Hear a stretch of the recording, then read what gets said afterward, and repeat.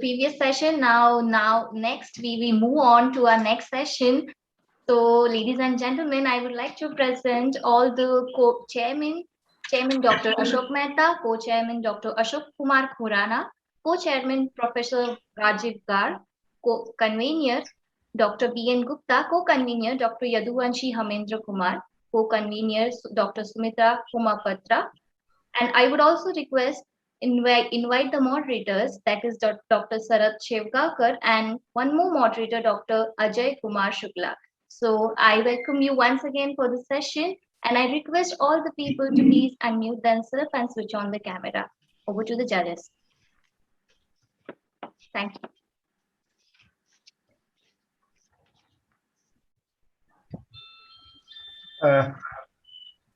Thanks. Before the other judges join us, let's start with the keynote address by Dr. K. Vengal Rao for Dr. K. Vengal Rao Award.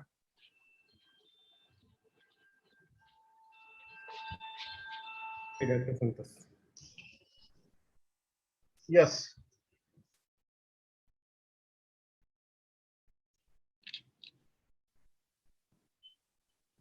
Should I start, sir? Yeah, sure. Please.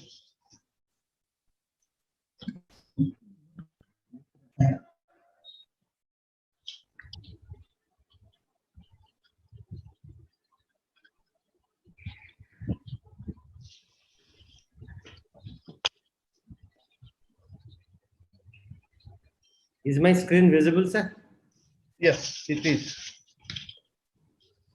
So good morning, one and all, respected chair, co-chair and panelists.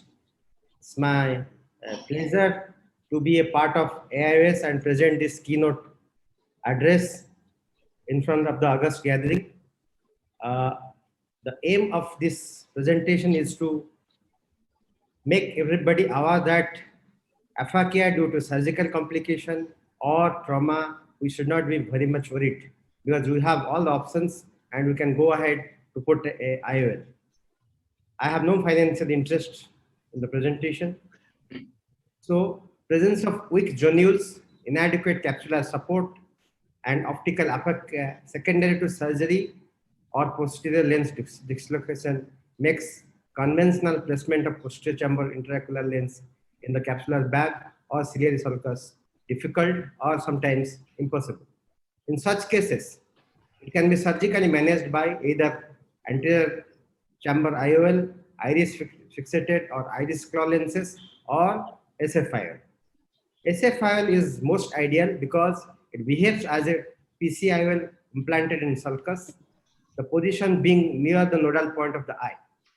And there are several modifications suggested in different techniques for SFIOL implantation, which include glued IOL, sutureless, flapless IOL, or flap IOLs with flaps. Here I am going to describe a design which where we make flaps and also use vitrectomy. So surgical procedure includes 270-degree peritomy for from 4 to 8 o'clock position. Almost all cases, I need to do a complete vitrectomy and make 2 scleral flaps of 2 into 4 millimeter dimensions, 180-degree apart at 3 and 9 o'clock position, and then proceed to make a 6 millimeter sclerocorneal tunnel at 12 o'clock position. The sclerotomy ports are positioned 1.5 millimeter behind the limbus, and the externalization of the haptics are done with a 23 gauge engrasping forceps, and tucking of the IOL haptic is facilitated by using a 23 gauge needle which is bent and create a tunnel for the tucking. So here is the example of a surgical procedure. This is a case of dislocated IOL into the vitreous cavity. I'm making flaps here at 3 and 9 o'clock position with the tunnel blade in both the sides. After making the flaps, The sclerocorneal tunnel is made at 12 o'clock position. This facilitates both removal of the IOL and insertion of a 3-piece IOL. Now you can see a foldable IOL is on the retina. It has been taken out with the vitreous forceps with help of 2 hands, just like handshake technique. I guided the IOL into the anterior chamber and taking care of the iris. You need to remove it and then try to clear all the vitreous in the iris margin. I proceed forward to make a complete PVD and clear all the vitreous devices, which not only helps to have a proper insertion of IOL and also prevents RD in future. You can see this is a case where I was trying to put the IOL in sulcus, but it is it's going down. Then I have taken care of the haptic and try to rotate the IOL upside down to make the IOL into proper position. The haptic is out and in proper position now.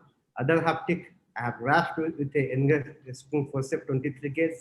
Now making the scleral tunnel with help of a 26 gauge bend needle and putting the haptic into the tunnel and tucking it. The other side tunnel is being made. You can change your hand to facilitate this tunnel creation.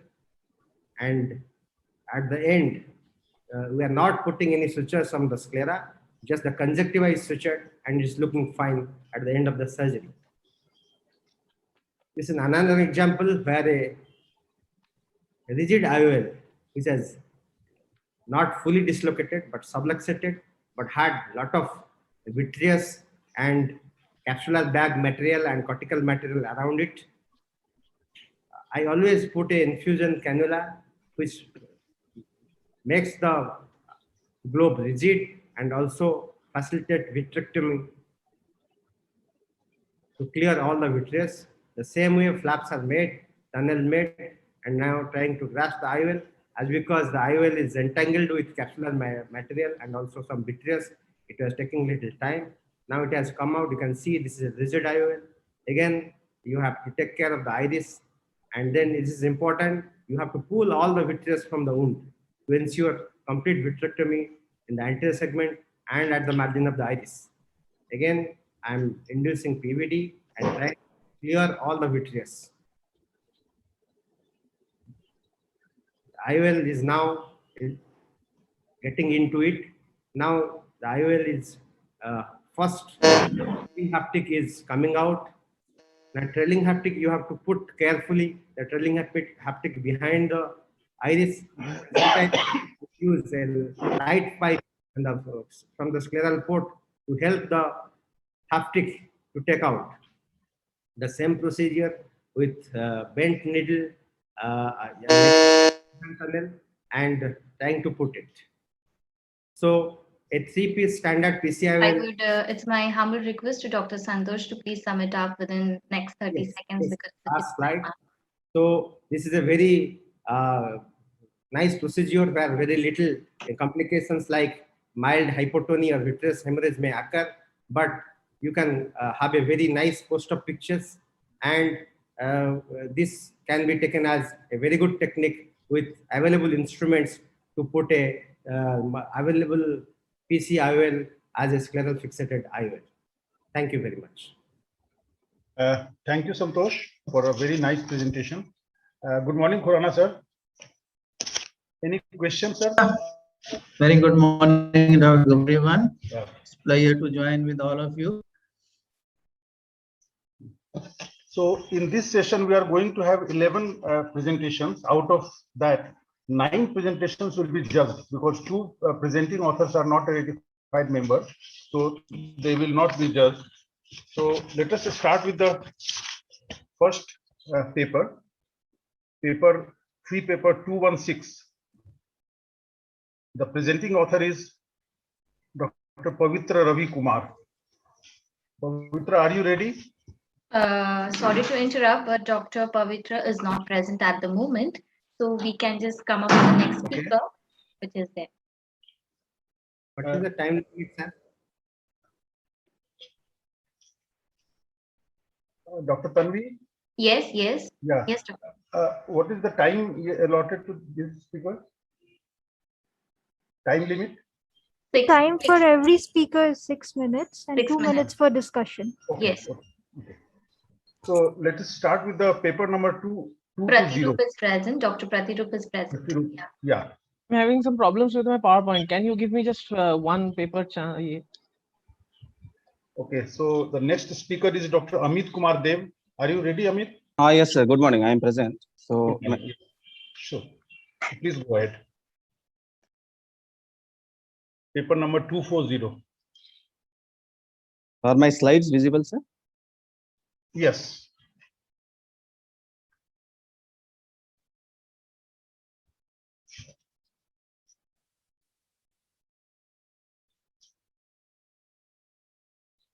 Very good morning to all.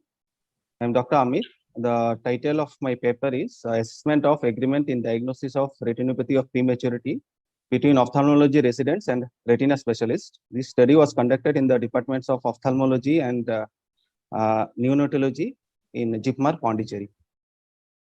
So, retinopathy of prematurity is a leading cause of blindness in the pediatric population. The number of infants at risk for ROP is increasing, while the number of ROP specialists available in the country is very limited. So this places a greater burden on the retina specialists to screen for and manage ROP as well as manage their retina clinics. So to ease this burden, the ophthalmologist without retina subspecialty training may be trained and charged with screening and referral of ROP. So that was the rationale of our study.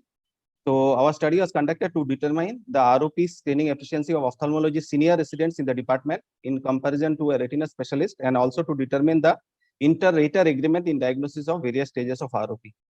So coming to the novelty of the study, there are various few studies which are reported before, but most of them were either image-based or direct ophthalmoscopy-based. So limitation of a DO for ROP is that we are not able to examine the retinal periphery, which is mandatory for diagnosis of ROP. Again, coming to image-based studies, we are not able to differentiate between demarcation line and a demarcation ridge. That's we don't have a 3D image.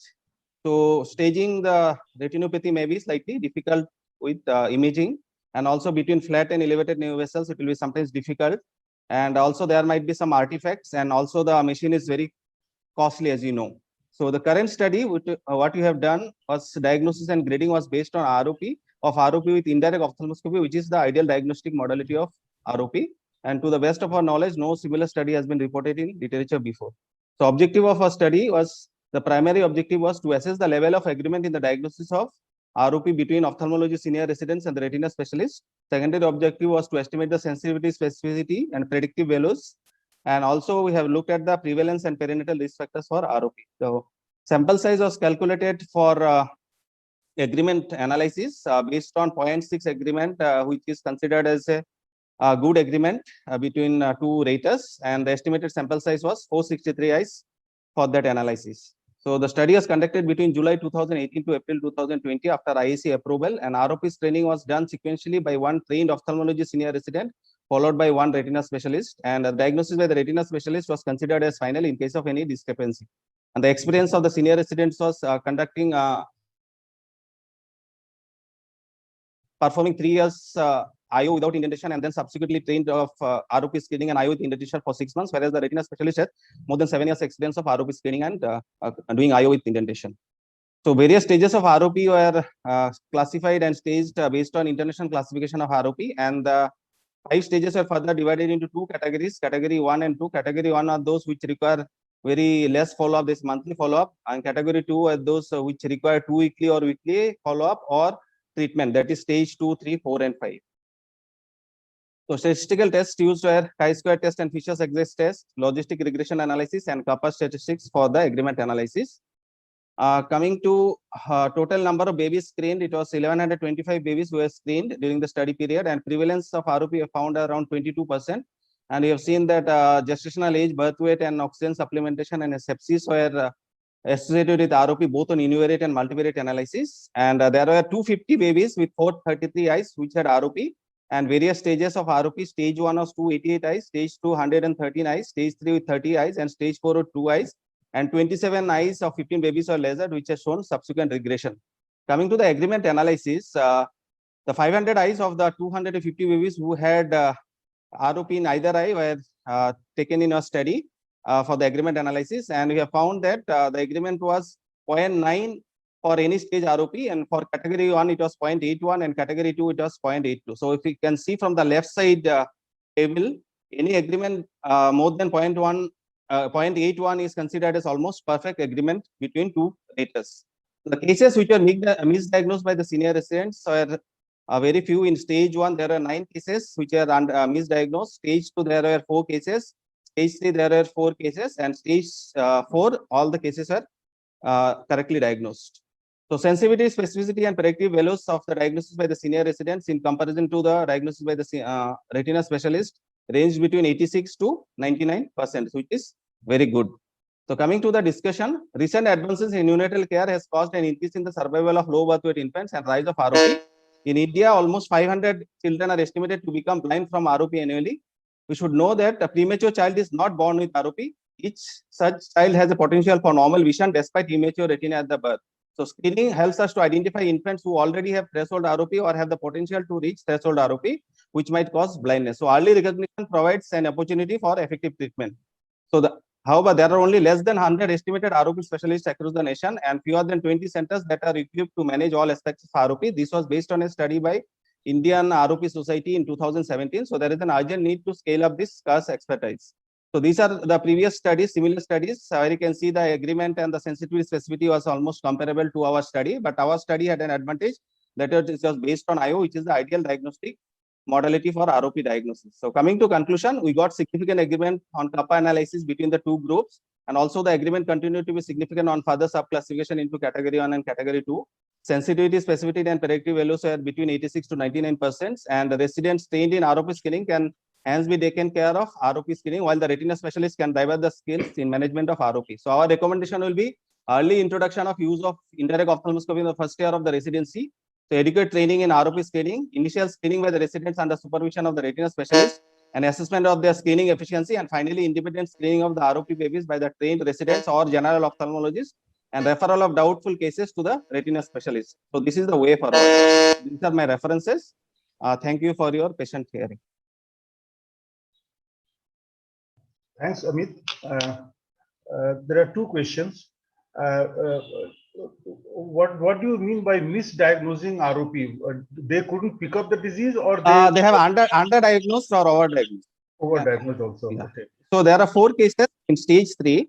Okay. 2 of them are diagnosed as stage 2, and 2 of them are overdiagnosed as stage 4A, that extrafoveal tractional RD. So sometimes the elevated new vessels might appear as tractional retinal detachment. Second thing, do you involve the JR3s also, or only SR?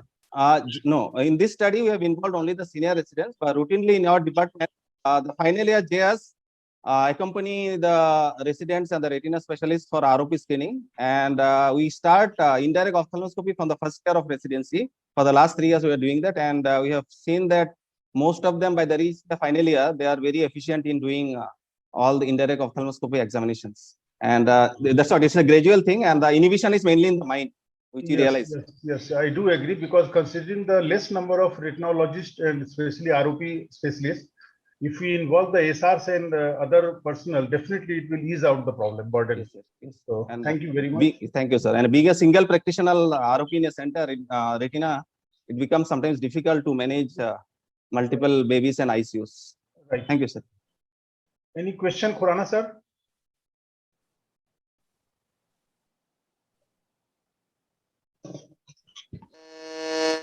So, Dr. Pratirup, are you ready now? Yes, I'm ready, sir. Okay, please go ahead.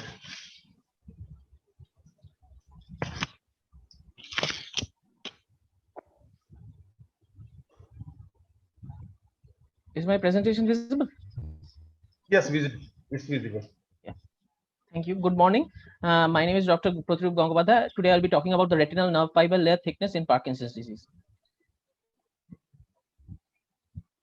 There is no financial interest. Parkinson's disease is a common neurodegenerative disease characterized by a loss of dopaminergic neurons, mainly in the substantia nigra.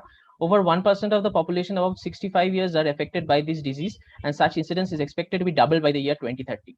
The typical clinical features involve a movement disorder consisting of bradykinesia, resting tremor, and rigidity, with postural instability occurring at a later stage. The clinical criteria, however, can only lead to a diagnosis of probable Parkinson's disease, while a definitive diagnosis requires histopathological assessment with the identification of alpha-synuclein containing Lewy bodies or Lewy neurites. The main distinctive morphological change in Parkinson's disease brain is observed in transverse sections of the brainstem, where almost all cases present with loss of darkly pigmented areas in the substantia nigra, pars compacta, and locus coeruleus. This pigmentation loss directly correlates with the death of the dopaminergic neuromelanin containing neurons in the SNPC and noradrenergic neurons in the locus coeruleus. Such dopaminergic cell loss is seen in the visual apparatus, also including certain layers of the retina, parts of the visual pathway, and layers of the occipital cortex, which is reflected by reduced thickness of the retinal nerve fiber layer. Visual findings associated with Parkinson's disease are reduced spatial contrast sensitivity, motion perception abnormalities, color deficiency, and visual hallucinations. The objective of our study was to determine the retinal nerve fiber layer thickness changes in patients with Parkinson's disease and assess its relations with severity and duration of the disease. 42 patients with Parkinson's disease and 50 age-matched controls were enrolled in our study who attended the medicine OPD between January 2019 to December 2019. Only those cases of Parkinsonism which satisfied the United Kingdom Parkinson's Disease Society Brain Bank clinical diagnostic criteria were diagnosed as Parkinson's disease as included in the study. To have an idea of duration of disease, the duration of bradykinesia and tremor were noted. The Unified Parkinson's Disease Rating Scale developed by Fan et al. Was used to stage the severity of Parkinson's disease, which consisted of 5 segments: mentation, behavior and mood, activities of daily life, motor sections, modified Hoehn and Yahr scale, Schwab and England ADL scale. Each answer to the scale was evaluated during patient review. The RNFL thickness was then measured using spectral domain optical coherence tomography. Now, from this study, we see here the age and gender ratio of the two groups, the Parkinson group and the control group. There were no significant difference between the two groups, hence our study was age and gender matched. Among the Parkinson's disease patients, 16 were newly diagnosed and 26 were on dopamine replacement therapy. Here we can also see the average duration of bradykinesia and tremor in the Parkinson's disease group. This table shows us the average score of the different scales of the UPDRS system through which the severity of the Parkinson's disease was assessed. Now, from this graph, we can see that there is a decrease in RNFL thickness in all quadrants in patients with Parkinson's disease than in the control group.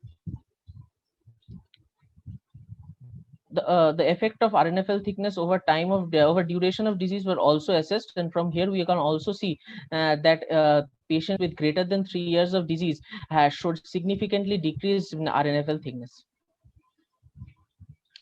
So there was significant decrease in RNFL thickness in all quadrants in the Parkinson's disease patient when compared to the control group. The UPDRS subscale 1 to 4 had no significant correlation with the change in RNFL. Modified Hoehn and Yahr stage of Parkinson's disease, that is subscale 5, and the Schwab and England ADL scale or UPDRS subscale 6, all had significant correlation with the retinal nerve fiber layer thickness. The symptom duration for bradykinesia and tremor, which were used as surrogates for total disease duration, showed significant influence on RNFL. Now, in discussion, Kirbas et al. Found that the mean RNFL thickness was decreased in Parkinson's disease patients than in healthy controls.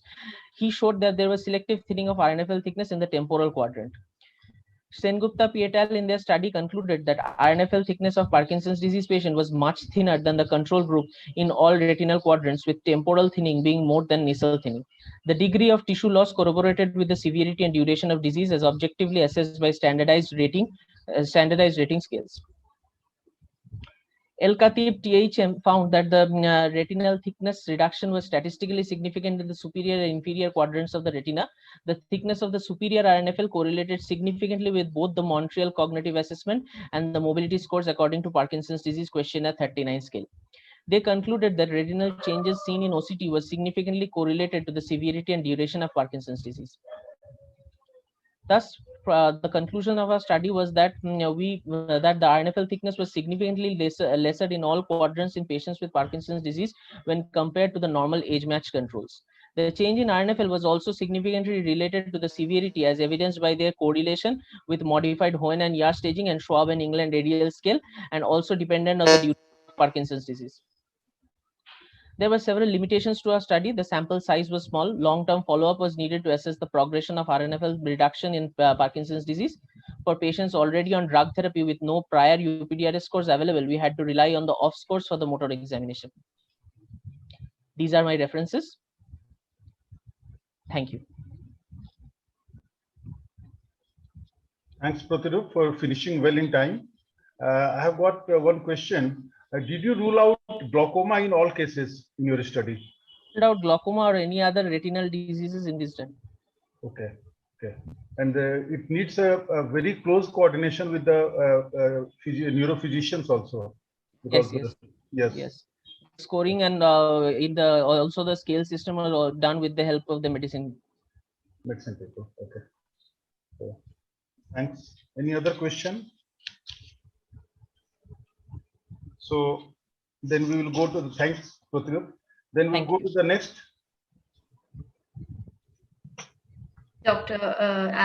It's Dr. Shivani Gupta. Shivani Gupta. Yes, she is present right now. Okay, sure.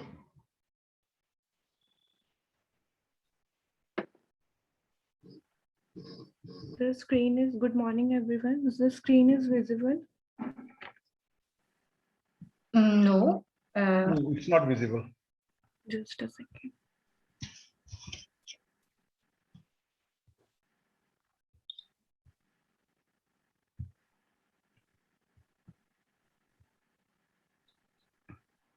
Now it is visible? Yes, yes. Thank you. Good morning, I'm Dr. Shivani Gupta. My topic for the today's presentation is subfoveal choroidal thickness as a marker of presence of diabetic retinopathy. The choroid is the highly vascularized tissue necessary for to supply blood to the outer retina, including retinal epithelial pigment and photoreceptor. Thus play a vital role in the pathophysiology of diabetic retinopathy. The clinical and experimental findings suggested that choroidal vasculopathy in diabetics may play a role in the pathogenesis of diabetic retinopathy. Enhanced depth imaging OCT is unique in having the capability of foveal tracking. Recently was described as a novel marker to measure the choroidal thickness in normal and pathological state. The aim of the study is to compare the subfoveal choroidal thickness in diabetics with and without retinopathy. In addition, it also compared in diabetics with or without macular edema and to assess the severity thickness with the severity of retinopathy. It was a prospective observational study conducted in the Department of Ophthalmology, Shamsha Medical College, Rewa. Inclusion criteria was age is more than or equal to 18 years, known diabetic with or without retinopathy. Exclusion criteria was history of vitreoretinal surgery, vitreoretinal disorder, other than diabetic retinopathy currently or in the past, cataract surgery in past 6 months, spherical equivalent of refractive error more than equal to 6 diopter, any media opacity likely to cause reduced signal strength attenuation in OCT and signal strength less than 6/10 in OCT. The sample size was 76 size of 38 patients were examined. Duration of study was from February 2019 to December 2019. All patients coming to ophthalmic OPD underwent comprehensive and standardized ophthalmic examination. The patients with diabetes were classified into total 76 eyes were included, out of which 16 eyes without diabetic retinopathy and 60 eyes with diabetic retinopathy. Out of 60 eyes, 88 eyes of mild, 24 eyes of moderate, 18 eyes of severe, and 10 eyes of PDR. And along 16 eyes or 60 eyes are also classified on the basis of presence of diabetic macular edema into 46 eyes without edema and 16 eyes with macular edema. The subfoveal choroidal thickness was measured using enhanced depth imaging OCT from the vertical distance from the interface between the hyperreflectivity of Brooks membrane to the hyperreflectivity of chorioscleral junction. The results table showing baseline parameters between the patients with diabetic retinopathy and without diabetic retinopathy, and there was no significant difference in only except for visual acuity, which was significantly lower in patients with diabetic retinopathy. This is the figure showing the subfoveal choroidal thickness in patients with DR and without DR, which shows a significant decrease in subfoveal choroidal thickness in patients with DR. This is the mean subfoveal choroidal thickness values in mild, no DR, mild, moderate, severe, NPDR, and PDR, which shows a decreasing trend of the thickness with increasing severity. And last one is the in patients with DR with or without macular edema shows it was significantly lower in patients with diabetic macular edema as compared to without edema. The findings of the present in Sudhakar et al. And MVRV et al. Also found the significant decrease in thickness in DR as compared to without DR, and the decreasing trend with increasing severity is also found in the study done by the Sudhakar Wang S. Sudhakar Wang S. et al. And while the result contrast to present study was by the Wang H. and et al. And Rubery H. et al. And in diabetic macular edema, the findings are consistent with the present study of Kurke G. et al. While the Sudhakar et al. Found no significant difference, while Kim J. T. et al. Shows result contrast to present study. Limitations owing to the smaller sample size, generalizability of the result is not feasible. The measurement was thickness was done manually, so there might be there will be inter-observer variations in thickness. The measurement may not be precise, in which the outer limit of the choroid is not clear in OCT due to shedding effect of overlying fluid in the retinal layers. In diabetic macular edema, it was difficult to measure the thickness. Being cross-sectional nature of study, the definitive relationship cannot be established between the SFCT and diabetic retinopathy. Conclusion can be drawn that subfoveal choroidal thickness is a dynamic parameter that is affected in diabetic patients and decreases thickness significantly with severity of DR and DME, while the further prospective studies are recommended in future to establish the relationship. References. Thank you. Thank you, Shivani. Of course, I do agree with that, the sample size is very small, and the further study is required. So I just wanted to ask you one thing. How does your study help in management and affect the management of diabetic retinopathy? Sir, in various cases where the visual acuity loss cannot be explained on the basis of macular edema or macular ischemia, if the thickness is measured in OCT, so it might help us to know the severity of retinopathy according to the thickness of the patient, that help in the treatment. Oh, thank you. I think Dr. Sumita Mahapatra is there. Yeah, Shivani, have you excluded any other conditions which will affect the subfoveal choroidal thickness, like uveitis or age-related macular degeneration, which are common in that age group? Ma'am, in VKH, the thickness is increased, while in myopes, the thickness is decreased. Have you excluded them in your study, or they? Yes, ma'am. Any vitreoretinal disorders other than diabetics were excluded. And uveitis also, anti-uveitis? Yes, ma'am. That's not post vitreoretinal disorder, no? Ma'am, any media opacity. My humble reminder to all the doctors, like, please sum up. We have to move on to the next speaker. Okay. Yeah. So, Dr. Pavitra has joined? No? Sir, we will follow up with the sequence after we end with all the competitors. So, Dr. Sharon is available. She is online. Sure. Dr. Yeah. Sharon, please go ahead.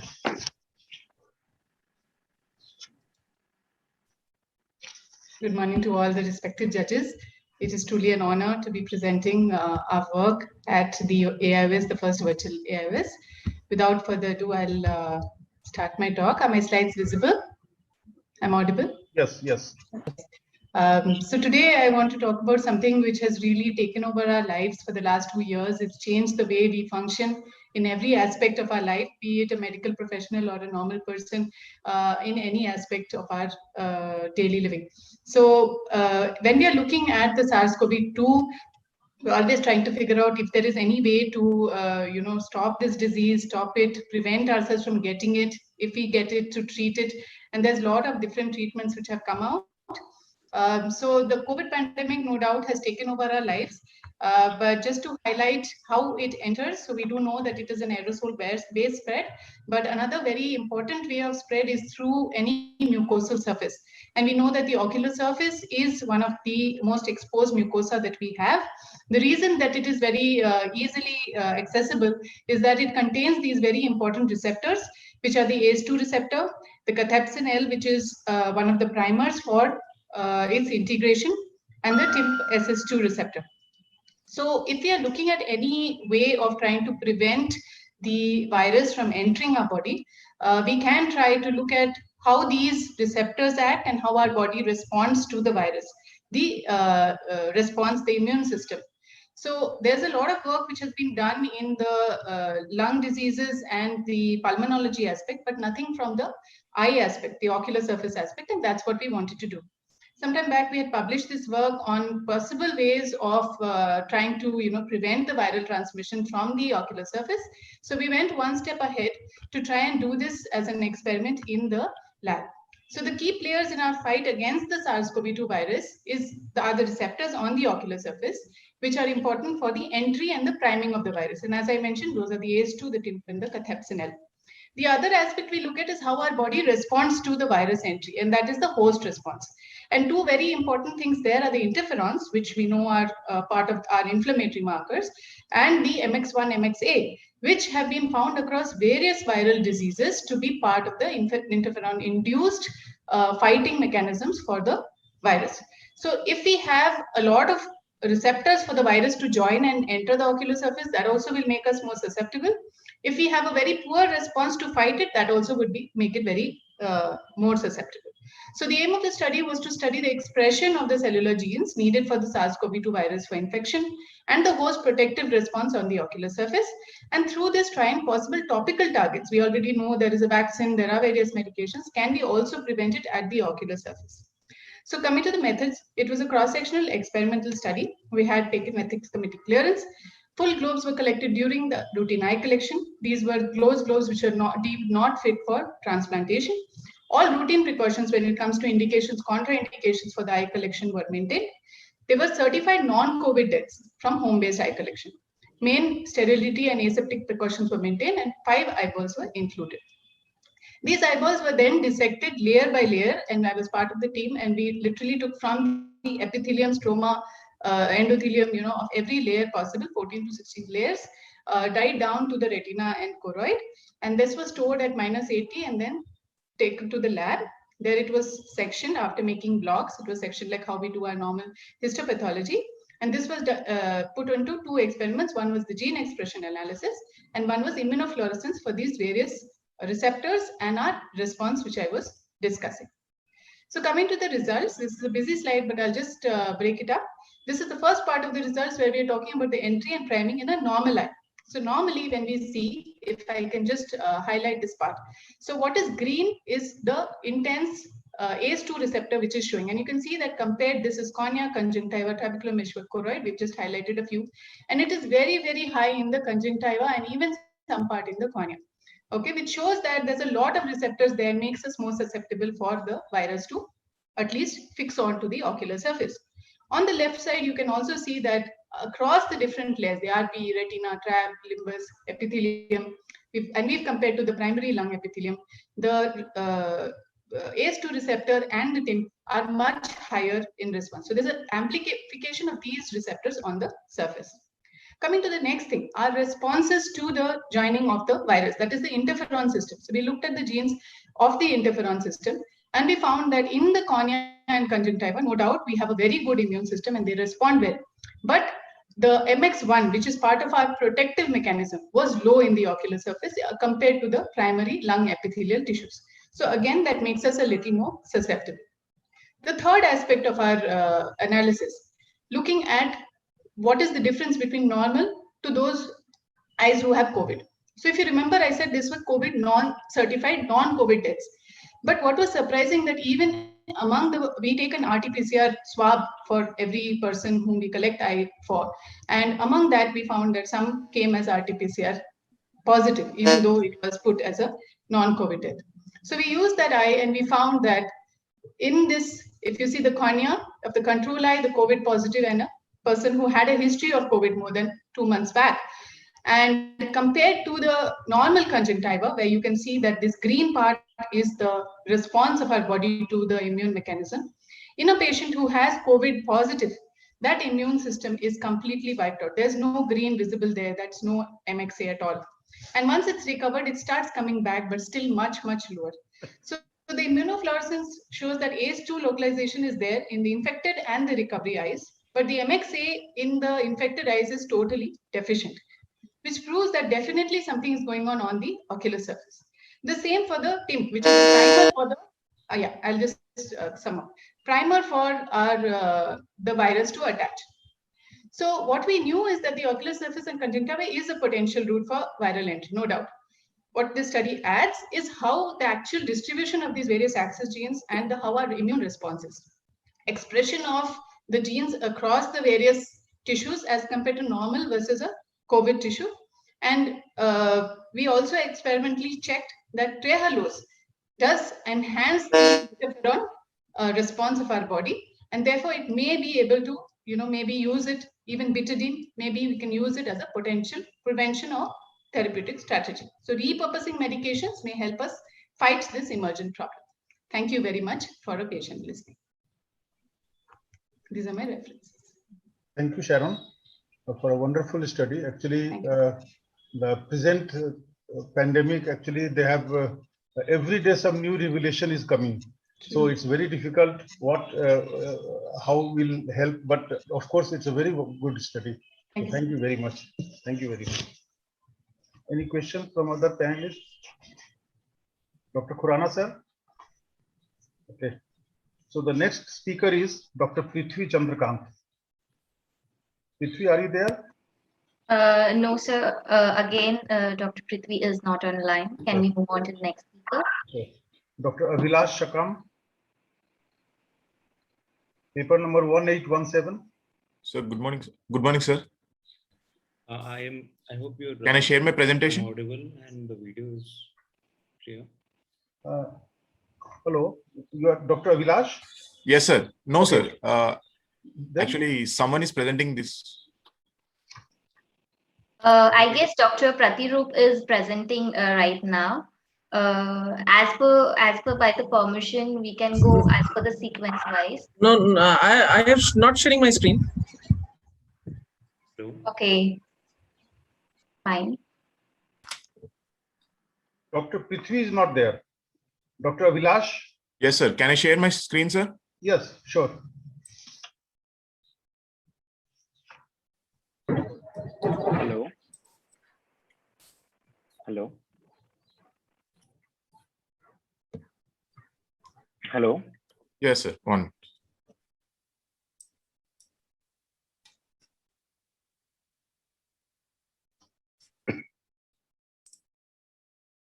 Is my screen visible, sir?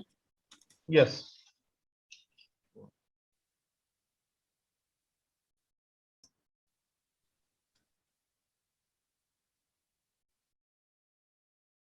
Good morning. Myself, Dr. Abhilash, and my talk is on carbon footprint in cataract surgery.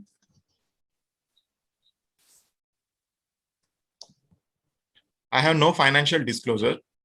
Coming to scope of my study, it is on inspiration and why we did this study, a small review on literature, our experiences, and I would like to share my what are the changes we adapted. Please make it slideshow. Yes. 1 minute. चाहिए option sir. Now go to the slideshow. Yes, sir, but actually it's The bottom panel it will be there, no? 1 second. Oh. 1 second. Okay. Sir. Yes.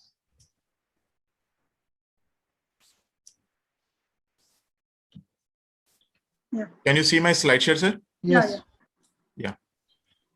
And coming to inspiration, Arvind has been following this protocol since years without compromising on sterility. And the first of its study was done by Dr. Morris in 2013. And in 2017, Dr. Venkatesh and Dr. Cassandra compared the Arvind model with the UK system.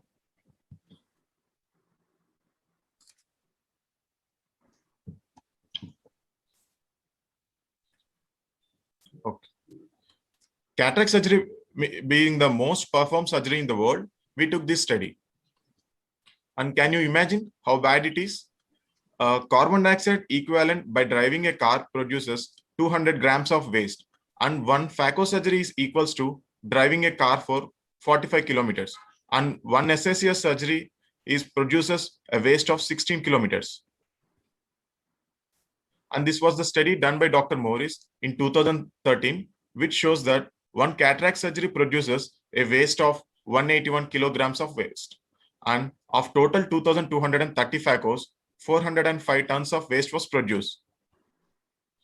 This was a study done by Dr. Venkatesh and Cassandra, which shows that one phaco surgery in UK produces a waste of driving a car for 500 kilometers. In Arvind system, one phaco surgery produces waste of driving a car for 25 kilometers.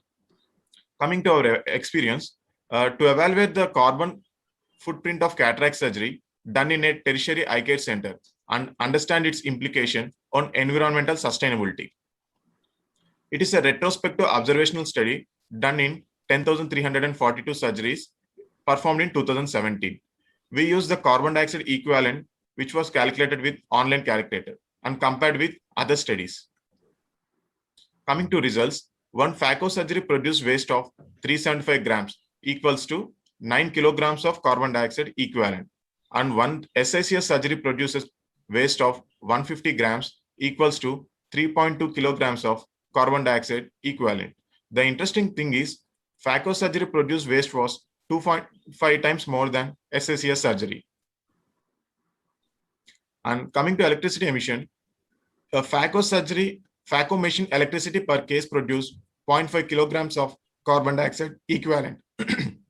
And an air conditioner per patient in single stay produced 5.5 kilograms of equivalent. For 662 paid patients is equals to 3.4 tons.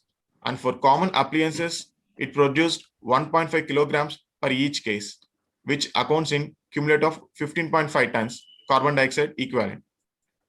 And the transport, where the paid patient used to travel in their own vehicles, per average patient produced 4 kilograms of waste, which equals to 20.4 tons. In CAM patients who use the common transport for both to and fro, produced a total waste of 5.2 tons. And our total results were 106.8 tons of carbon dioxide equivalent were produced by taking into account of surgery, electricity, and transport. Can you imagine? We as a single institute produced 0.016 waste of total carbon footprint of Andhra Pradesh. And the changes we made in Srikiran Institute are we following the use of the reusable gowns, where we could save which is cost effective and also decrease the waste of 5.4 tons. Even though the Dobe and electricity cost 5 lakhs, we are in a profit of 32 lakhs. and also followed the using of reusable drapes, head towels, eye towels, and also packing, which saved up nearly 7,30,000 per year and also decreased the waste by 14 tons. Being a large volume center, we are doing the both in disposable as well as the reusable cassettes, where we can able to save lot of decrease the waste and also save the cost. Coming to the blade handles, we decrease the usage of the plastic and cheap ballpoint tip like blade handles, and we started using the reusable metal blade handles, where we could save up to nearly 10 lakhs of waste. Coming to our sterility rate in 2017. My humble request to Dr. Abhitnya, sorry to interrupt, but please sum it up within the next 30 seconds. Okay. In 2017, we have an endophthalmitis rate of 0.07%, whereas in 2018, even though we are using the reusable things, we decrease our endophthalmitis rate by 0.03%. The only confounding factor is we started using the intracameral moxifloxacin. And we as an ophthalmologist should communicate with the industry for compact packing and decrease the unnecessary papering and implement reusable and sustainable consumables. And cataract surgery being the most preferred surgery in the world, we should be aware of its environmental implication and sustainability. And one tree can absorb 21 kilograms of waste per year. And whereas one cataract surgery patient can equals to production of 20 kilograms of waste. So we should ask a patient of cataract surgery to plant a tree in his life. Thank you. Thank you, Dr. Vilash.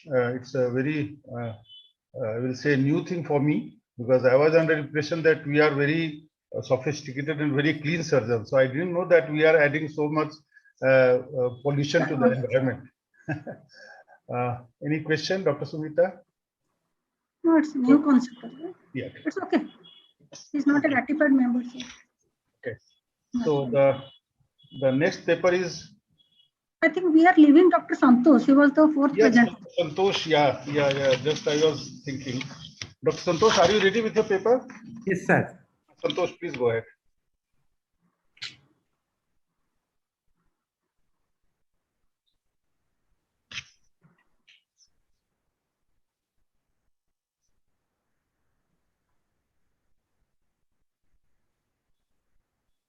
Is my screen visible, sir? Not yet. No, not yet. Okay.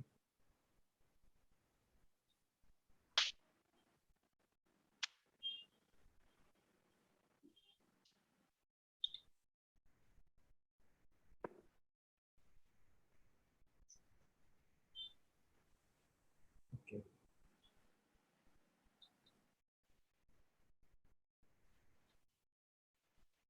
Is it visible now, sir? Yes, sir. It is visible. Yeah. Make it slides.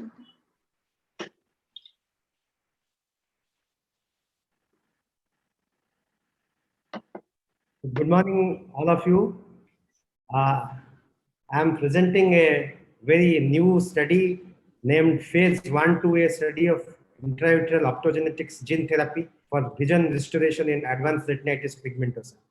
This is gene therapy which is being applied, up to my knowledge, for the first time in the world. I have no financial disclosures. We need to know what is optogenetics. Optogenetics is a process of encoding a protein that allows neurons to become photoexcitable. There are other studies which incorporate monochromatic opsins, and it produces suboptimal neuronal stimulation and also requires a goggles to stimulate the neuronal cells. And advantages of this technique is that it is activated in ambient light, generates significant photocurrent, and needs no goggles. This is achieved by introducing a adenovirus carried multi-characteristic opsin, which is introduced into the eye intravitreally, just like any other intravitreal injection. And the target cell is bipolar cell, and the bipolar cell gets converted into a photoexcitable cell.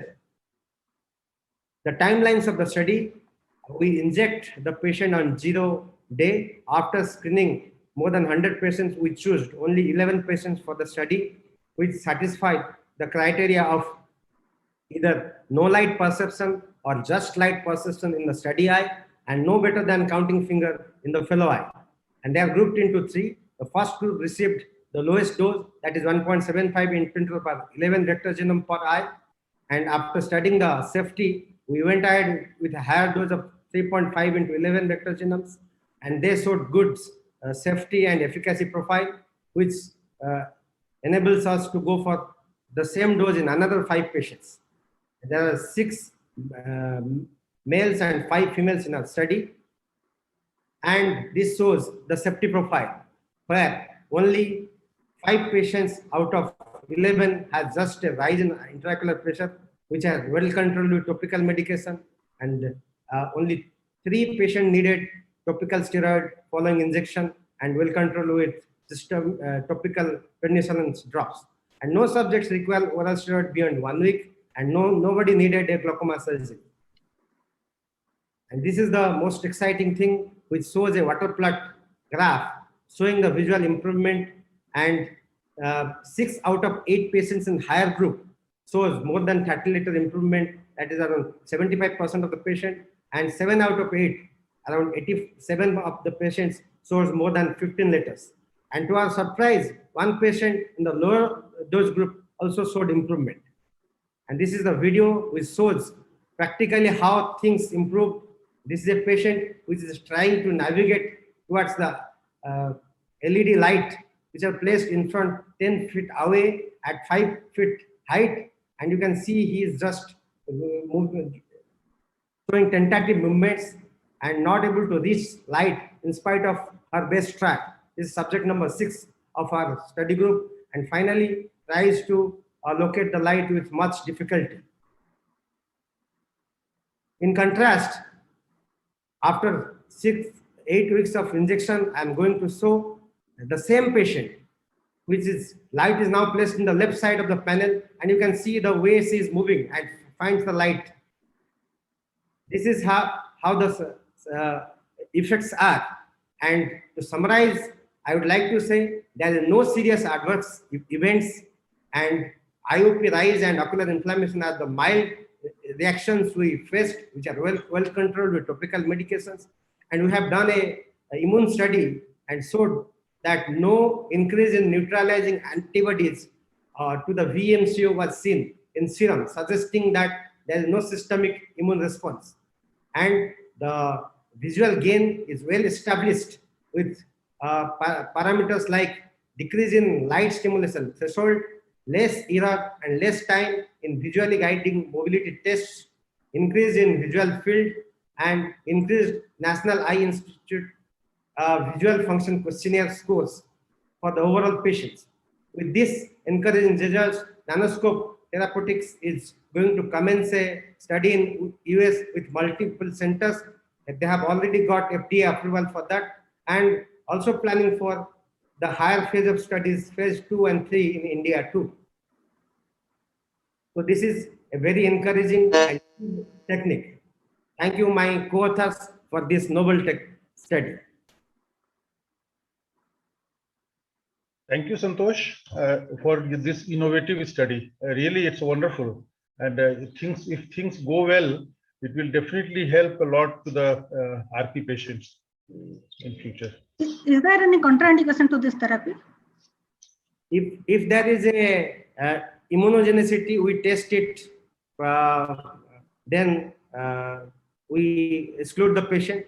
If there is any reaction which is already after participating in any intravitreal injection, then we exclude it. Otherwise, there is no contraindication.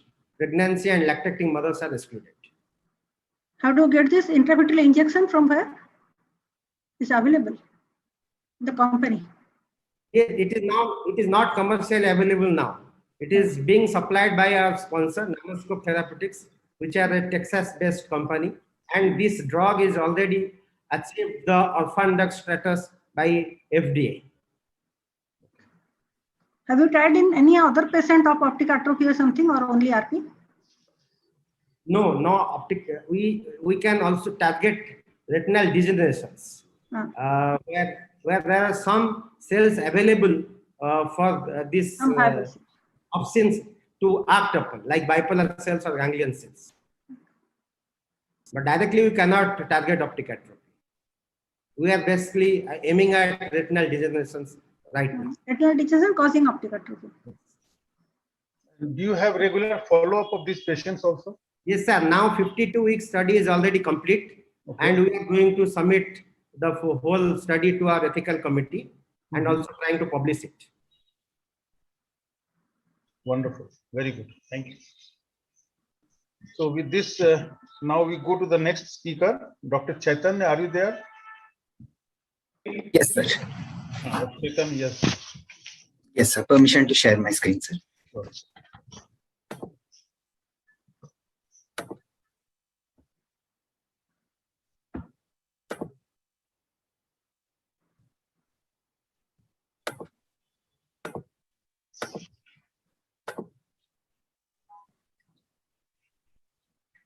Sir, is my screen visible? Yes. Okay, sir.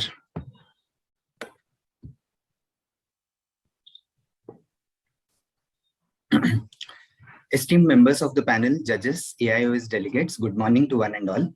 I'm Dr. Chaitanya and I shall be presenting my paper titled Randot Stereoacuity in Patients with Glaucoma, a Cross-Sectional Study. The authors have no financial disclosures to declare. There are no conflicts of interest. Glaucoma is a condition which presents us with a peculiar predicament. It is the leading cause of irreversible visual loss. Majority of cases are asymptomatic until late stage, and in 2020 estimated global burden is around 80 million cases, and the prevalence in India estimated to be 20 million cases. Glaucoma involves loss of retinal ganglion cells whose axons constitute the anterior optic pathway. 90% of the optic nerve fibers that arise from the retinal ganglion cells project into the lateral geniculate nucleus of the thalamus. Experimental studies have also shown that glaucomatous injuries can be seen at the level of lateral geniculate nucleus and visual cortex. With standard perimetric techniques, 25 to 35% of RGCs may be lost in an eye by the time reproducible early visual field defects are found. And because of that, the search for suitable convenient tests to detect early glaucoma continues. The prerequisites for binocular integration are formation of similar good quality images on each retina, as well as the sensory fusion of the images and precise motor coordination of the eyes. Glaucoma is associated with dysfunctions and loss of RGCs and can affect one eye or both eyes symmetrically or asymmetrically, leading to progressive disruption of the optic pathway, which hampers sensory integration of monocular visual stimuli at the level of binocular integration. Binocular vision is disrupted when abnormal stimulation from a blurred retinal image results in impaired sensory fusion. Therefore, stereoacuity, which represents the highest grade of binocular vision, can be affected by glaucoma. And with that background, the aim of the study was to assess near and distant stereoacuity in patients with glaucoma and to analyze the correlation between stereoacuity and severity of glaucoma. This study was designed as a cross-sectional study. The sample size was calculated based on hypothesis testing to 160. The cases were enrolled from ophthalmology OPD of a tertiary care hospital for a duration of 18 months. And prior to the study, clearance was obtained from Institutional Ethics Committee. Written informed consent was taken from all patients, and the study adhered to the tenets of Declaration of Helsinki. All patients more than 18 years old of primary open angle and angle closure glaucoma as well as secondary glaucomas were enrolled. Those with BCVA of less than 6/12 in the better eye or a more than 2-line difference between the two eyes were excluded, as well as those patients with strabismus, retinal or corneal pathology or any history of ocular surgery for the same. After taking a detailed account of demographic variables and performing thorough ocular examination, standard automated perimetry testing was done on Humphrey's visual field with Central 30-2 program, and severity grading of glaucoma was done based on both of the following criteria, based on mean deviation as well as visual field index, as is mentioned on the slide. For distance stereoacuity, subjects were made to view the text test book at 3 meters distance in a normally illuminated room while wearing polarizing glasses.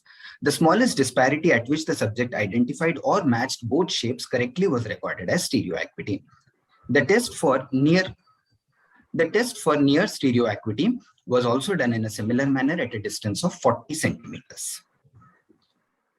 The statistical analysis was correlation of parameters was done by Pearson correlation analysis. Significance levels were tested by Kruskal-Wallis test, and the results were considered significant at p less than 0.05. Coming to the results, demographics of the sample were such that around 58% of the sample cases belonged to the 51 to 70 years age group, forming the majority, and the gender distribution was as shown in the chart. This chart shows the relative proportion of open angle glaucoma vis-a-vis angle closure glaucoma, and as we can see, open angle glaucoma were in a significant majority. Now, since stereoacuity is a measure of binocular function, whereas glaucoma severity grading is done based on parameters obtained on single field analysis on Humphreys, which is in turn a monocular function, therefore, the sample was divided into subgroups, as mentioned, to allow for a more meaningful analysis of stereoacuity trends with increasing grades of glaucoma. This division was done on the basis of both visual field index as well as mean deviation.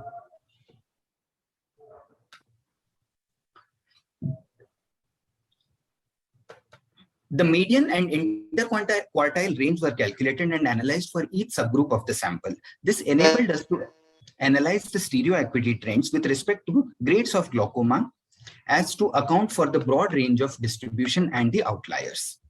The worsening stereoacuity for near as the severity of glaucoma increases was found to be statistically significant based on mean deviation. The same was found for distant stereoacuity, that is statistically significant worsening stereoacuity. Based on visual field index, the near stereoacuity showed a worsening trend. And same way, the distance stereoacuity also showed worsening trend when the subgroups were classified based on visual field index. Investigations into assessment of stereoacuity as a tool for making an early diagnosis of glaucoma dates back to 1990, when Liebergel et al. Reported that tritmus stereoacuity was subnormal in 68% of glaucoma patients. Similar findings were reported shortly thereafter by Bassi and Galanis. With all due to respect, I would request Dr. Chaitanya, please wind up within the next 30 seconds, please. Yes, ma'am. Yes, ma'am. Sorry. So to conclude, Randolph stereoacuity for both near and distance showed statistically significant worsening with increasing severity of glaucoma based both on VFI and mean deviation. And this observation is consistent with the previous studies. This study furthers the purpose of establishing the utility of stereoacuity as a quick and relatively easy tool for early diagnosis of glaucoma. These are the merits and limitations of the study. And further large-scale studies of binocular functions are needed to understand visual dysfunction in glaucoma patients and may be helpful in uncovering early disease. Thank you so much for your attention. Thanks, Chaitanya, for your wonderful presentation. It's already further study is needed. Thank you, sir. So, any question, Dr. Sumita, or any other panelist? Excuse me. Hello. Yes. This is Prithvi. I have a presentation here.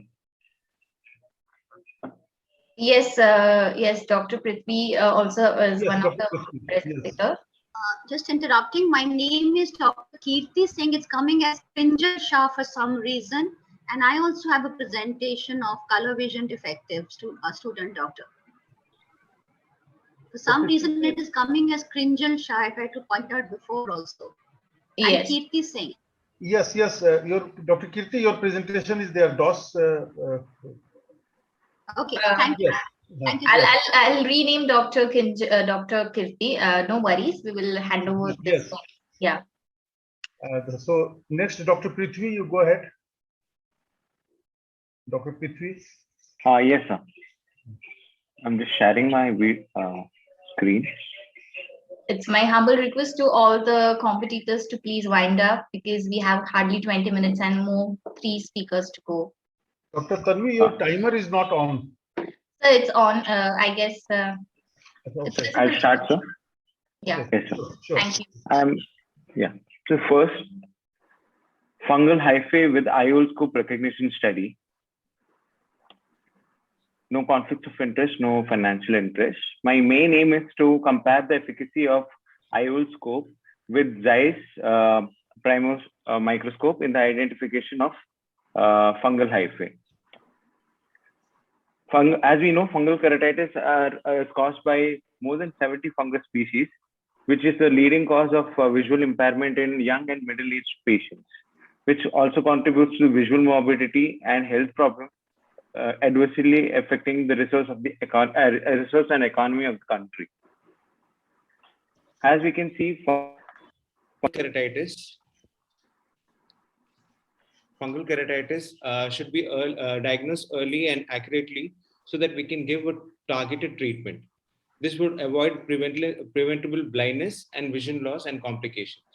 This can be done using a compound microscope, corneal smear test, fungal culture, tissue biopsy, PCR microscopy, and confocal microscopy. These investigations are very poorly accessible and it costs high. There is shortage of skilled interpreters and there are lack of portability. This all actually delays the diagnosis and further increases the visual morbidity. So we came up with an innovation called the smartphone-based intraocular lens microscope, that is the iolscope. It has been published in IJO and it requires a chart paper which has punched with a hole and 4 iols attached to it. And then this is attached to a smartphone.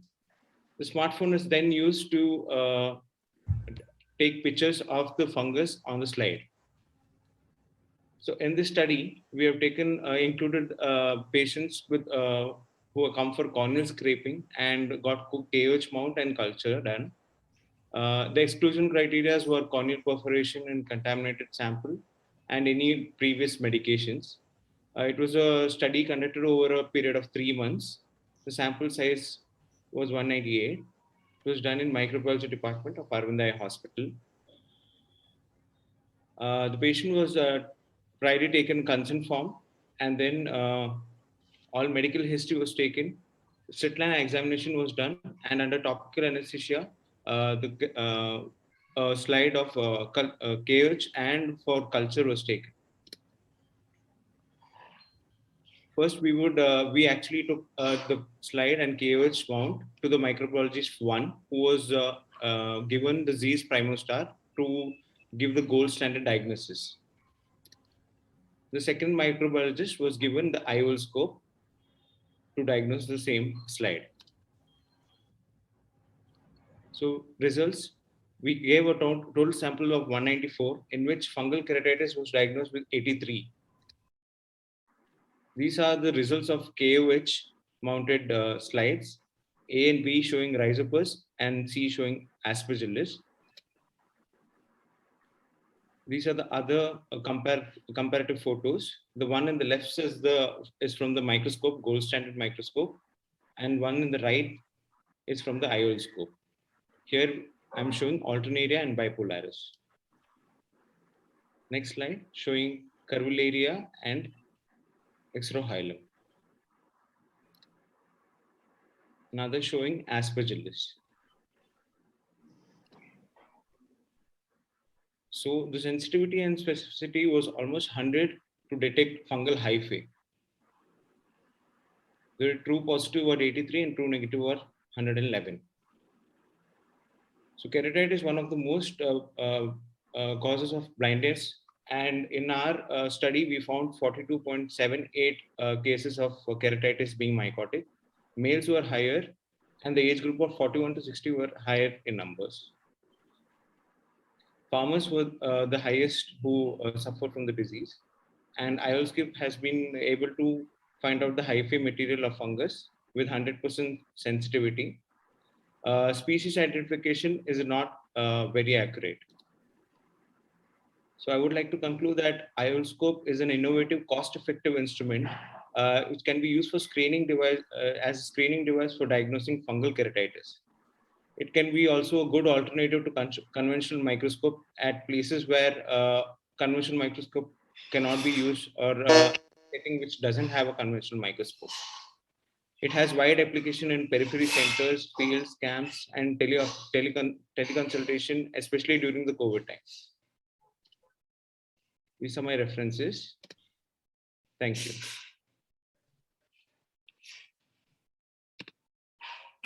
Thanks, Prithvi. It's a really wonderful tool, especially our colleagues working in remote areas where the microbiologist facility is not available. So definitely it will prove to be a very good tool. Thank you very much. Thank you. Our next speaker is? It's Dr. Bikram. Okay.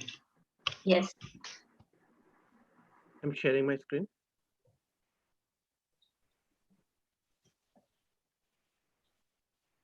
OSA. Okay. Yes. Is it visible, sir? Yes. Yes. Yes.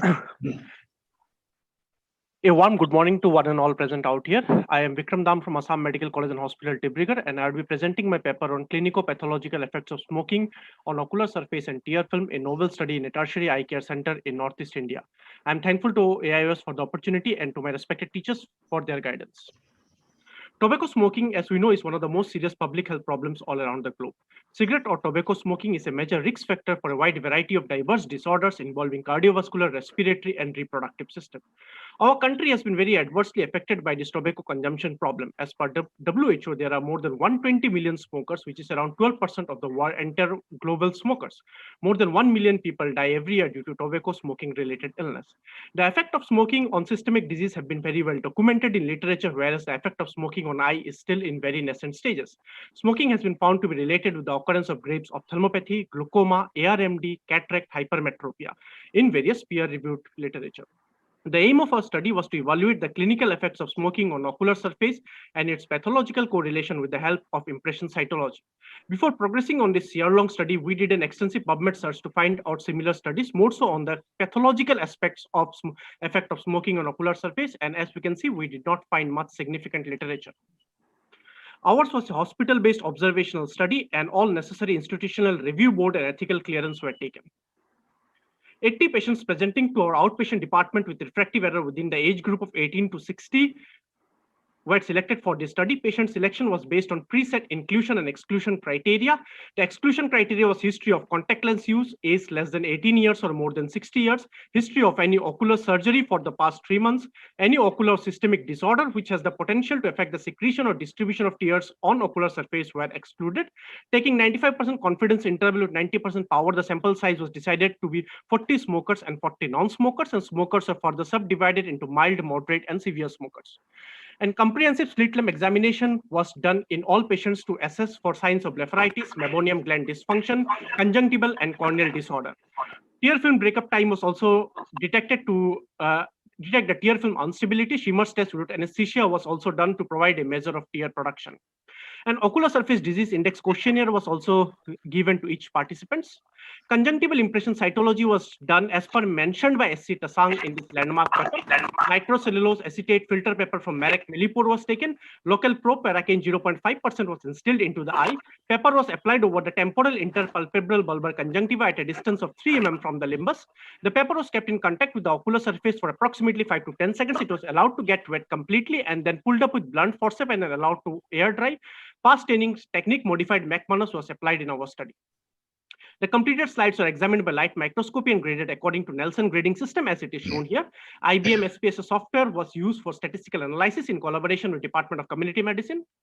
Now coming to the result, coming to demographic and clinical characteristic, the mean age between the smokers and non-smokers was statistically insignificant. We tried to match the geographical distribution as much as possible.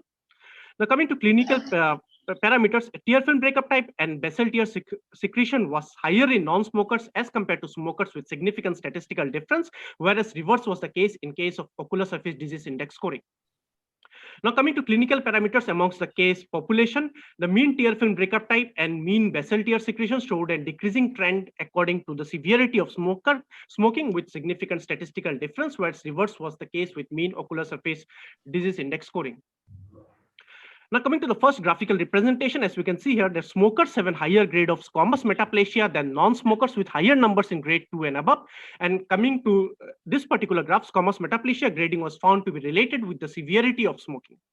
These are some of our impression cytology images. As we can see, in grade 1, we have small and rounded epithelial cells with plump oval goblet cells, and we have intensely past positive cytoplasm. Now coming to grade 1, we had slightly larger and more polygonal epithelial cells, and there was decrease in goblet cell number. Coming to grade 3, we had multinucleated epithelial cells with very few goblet cells here and there. Now coming to grade 3, we had large and polygonal epithelial cells with basophilic staining cytoplasm along with absence of goblet cell. Our study was in coherence with this landmark study conducted by Ahmed Satichi on chronic smokers. The take-home message is that smoking has an adverse effect on clinico-pathological parameters of ocular surface and tear film. More large population-based studies are needed for progress in the field of ocular surface disorder, and impression cytology is a very valuable tool for understanding, diagnosis, and research in the field of ocular surface disorder. This increased use of impression cytology techniques, which requires a multi-departmental effort, can provide us an excellent opportunity for better diagnosis and management of ocular surface disorder in future. Thank you for the opportunity. Thanks, Dr. Vikram. Your study has further reaffirmed that smoking is not good for health. Yes, sir. Thank you very much. So Thank you, the sir. next speaker, I will invite Dr. Kirti Singh. Dr. Kirti? Thank you, sir. Can I share my screen? Sure, sure. No, I can't tell the other person stops it. Dr. Vikram? So at the outset, let me thank the AIOS for this, because this was a paper which was selected. So without any further ado, I'll just start. Are my slides visible? Am I audible? Yes, loud and clear, ma'am. So the topic which we are talking about is color defective student doctor, a reality check with clinically applicable test. Although we have devised this test, we have no financial implications. The genesis of the study was from these publications by Dr. Anthony Spalding, who talked about the confessions of a colorblind physician. They are one and only types in the whole world. And he had said that he faced a dilemma while doing his internship, and he never knew that he had color vision defect and the problems he faced. Keeping in mind also that the Gazette of India notification for color vision defective tools for doctors is that when they become doctors, they are not told, they are not informed that they can't pursue this profession. But when they come for a final job, the technical requirements make them unfit. And being in a medical college the last 25 years, I've seen these students, when they come for MBBS joining, they get these tests done and they're told that they're color vision defective. But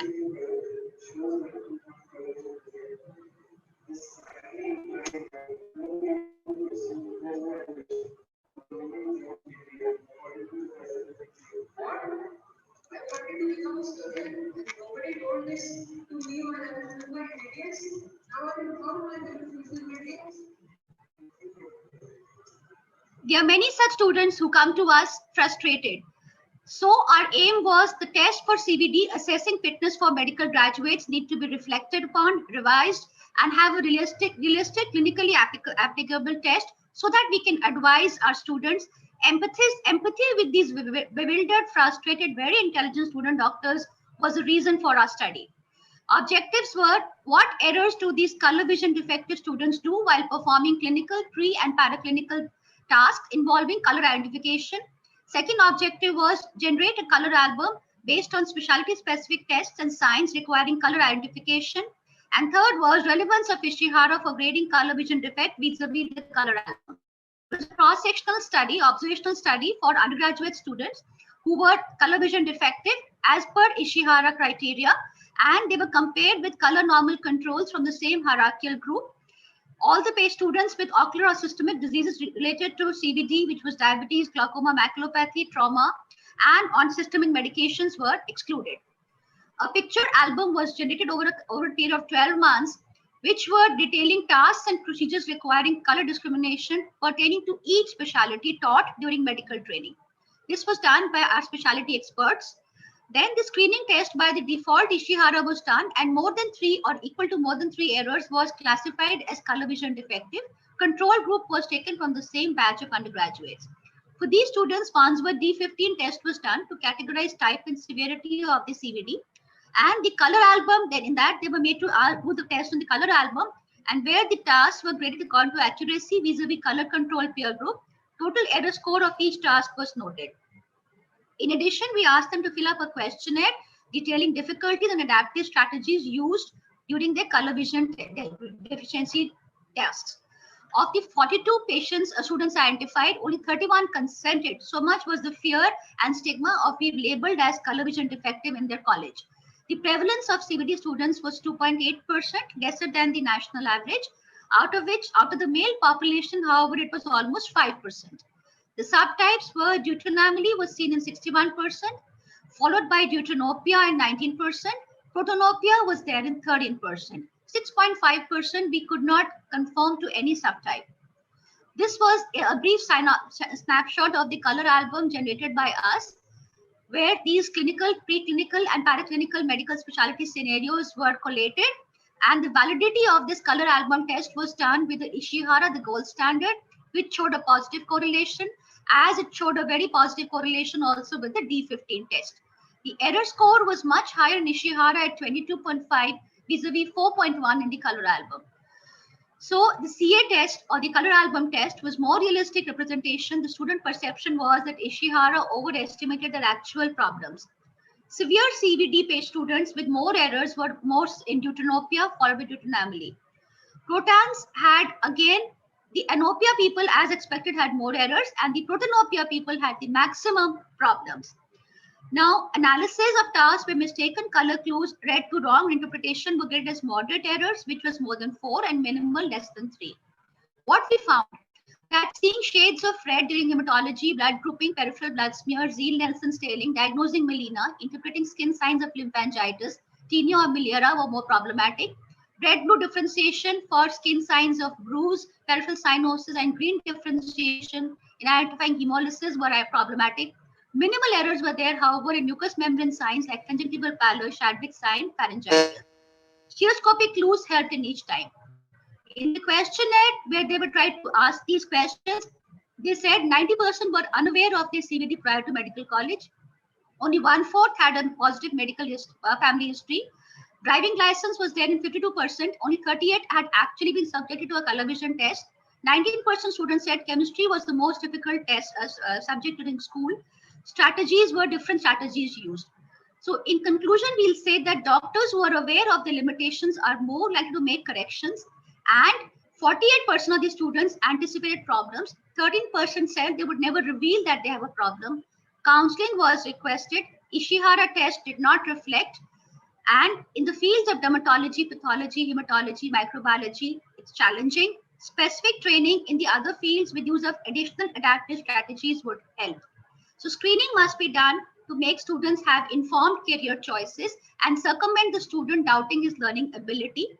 A medical entrance booklet test is advisable, and it's unethical to debar them from further education once they are proficient.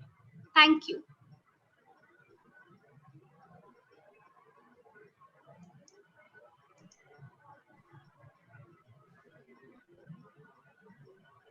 Dr. Gupta, I would tell you that you are on mute.